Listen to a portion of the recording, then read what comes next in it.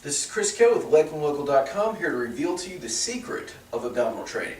And really the biggest error that I see with abdominal training, whether it be crunches, planking, whatever exercise the client chooses, is just a lack of control of the abdominals themselves. So, what I currently ask a client to do during, first assessment is just hold a plank. All right, so they're going to come down, they're going to hold a plank, and they're going to get into this position.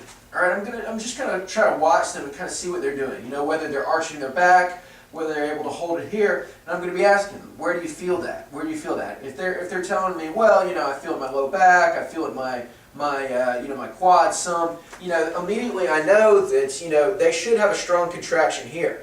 All right, and that tells me immediately that they don't have what we call control of the abdominals. So, and that kind of translates. So anytime that client or that person is doing, crunching, leg lifts, planking, you're hammering a passive structure, so your low back, your hip flexors, areas around your abs, but not necessarily this. Okay, so in order to really ensure that the stress is being kind of shunted to right areas, when we're just picking things up, performing daily activities and abdominal training, the first step is to perform and to learn an abdominal brace. All right, in order to do that, what I'm going to ask you to do is just place one hand on your stomach and one hand on your low back. All right?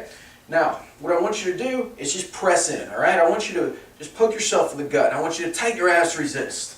All right? I want you to just kind of poke around here, make sure everything is tight, and what you'll feel is a contraction all around the stomach. So all of these muscles are contracting. You also feel the muscles in the back contracting as well. And really what this is called is an abdominal brace, because literally all the muscles around the core are bracing like a weight belt, contracting together to generate stiffness. Okay, and this is an abdominal brace. This is what we want to do during any type of abdominal exercise, or when we're bending over to pick something up. This will ensure that we kind of keep a neutral spine, and the abs are kind of acting as a weight belt to protect us against shearing forces. All right, now one of the other important concepts with the brace is that we're not holding our breath. So it's like when you're doing exercise, don't be holding your breath. Don't get, I don't want you to, be suffocating while you're doing this. We want to learn to breathe through the brace. So in order to do that, I'm just going to put my hands here. I'm just going to contract, breathe out, kind of engage that brace. As I blow out, that helps my abdominals to engage. And then just relax. Breathe out, contract, hold for a minute, and just relax. Once you get that down, you can just kind of hold the brace for a little while and just try to breathe normally while lightly contracting the abs. Generally in daily life, when we're talking about picking things up or bending over, just, during the day, we only need about a 20% brace. So no more than that, so just a light contraction. During abdominal activity, in weightlifting, obviously we're going to need more, but you don't want to go to that level unless you have to. And with that said, we want to learn it on the floor so we can engage in things like sit-ups, crunches, whatever you want to do. So, two positions that we're going to learn it in here. I'm just going to ask you to lay on your back. All right, I'm pressing into the floor here. I'm feeling my abs tighten. All right, I'm keeping just a slight arch in my low back. No more than that. I don't want to press fully down into the floor, but I want to feel it press down enough that I feel my abs kind of press down and tighten here. Okay, from here we can go into things like tapping with our toes. We can do things like a half get up that I'll do in a video or so.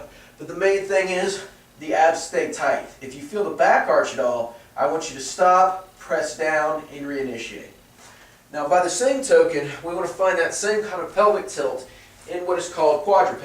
All right, and this is the position that we do things like planking, anytime we do anything with like a moving plank or leg raises in this position, we always want to maintain just a slight arch in the low back. So, if this is full flexion and this is full extension, I want to be at about a halfway posture, about here. All right, so I'm going to find this posture. I'm going to really press down into the ground hard, really tighten my abs, and just hold here. Again, I really want to be pressing down, and you should only feel this in your abs here. I'm just, focusing on contracting. I'm just going to do about a 10-second hold, come down, relax,